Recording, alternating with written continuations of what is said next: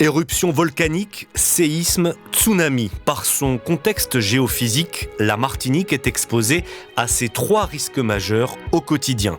Ces aléas ont en commun de faire courir des risques majeurs aux populations qui y sont exposées, en plus du fait de générer des dommages parfois très importants aux biens et à l'environnement. Les participants de l'atelier ont ainsi pu échanger sur les solutions à mettre en œuvre pour protéger ces populations. Tous ces risques-là, la réponse a priori, c'est l'évacuation.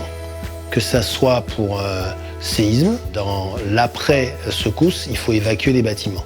Sur un risque d'éruption volcanique, de manière préventive, on évacuera des zones susceptibles d'être impactées, les populations. Et un tsunami, c'est pareil, l'alerte qui peut précéder le tsunami doit être mise à profit pour que les populations puissent se mettre à l'abri. Donc évacuer les zones qui sont susceptibles d'être submergées. Voilà.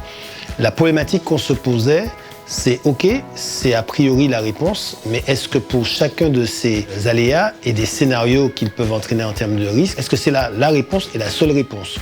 Quelles sont alors les conditions à réunir et les démarches à mettre en place pour préparer les populations à l'évacuation ? Pour les autorités compétentes, les réponses viennent de l'expérience terrain.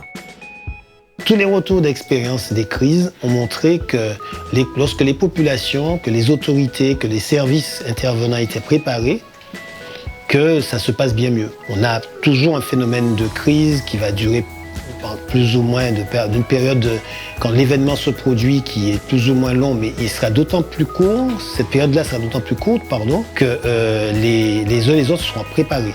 Donc le principe même de réponse aux aléas et aux risques, c'est la préparation.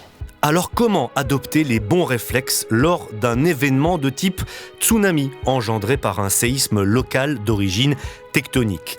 Cet exemple concret, l'un des cas évoqués par les participants de l'atelier, a permis de rappeler l'importance du système d'alerte au tsunami mis en place dans le bassin Caraïbe, mais aussi la nécessité de cultiver les bons réflexes. L'un des signes annonciateurs naturel annonciateur d'un éventuel tsunami, c'est le séisme très soutenu, très fort, très intense. D'accord ?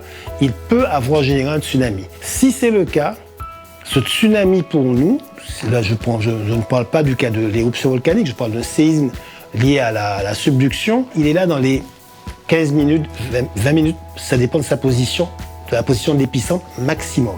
Donc ça veut dire que le temps est très court et que le temps de rejoindre un lieu de refuge où vous serez à l'abri, il est très court. Donc il faut le mettre à profit dès après la fin des secousses, évacuer et partir vers ce point haut. Et c'est sur le terrain que les participants de l'atelier ont notamment pu découvrir et comprendre le travail des équipes de l'Observatoire volcanologique et sismologique de Martinique, installé sur les hauteurs de Saint-Pierre.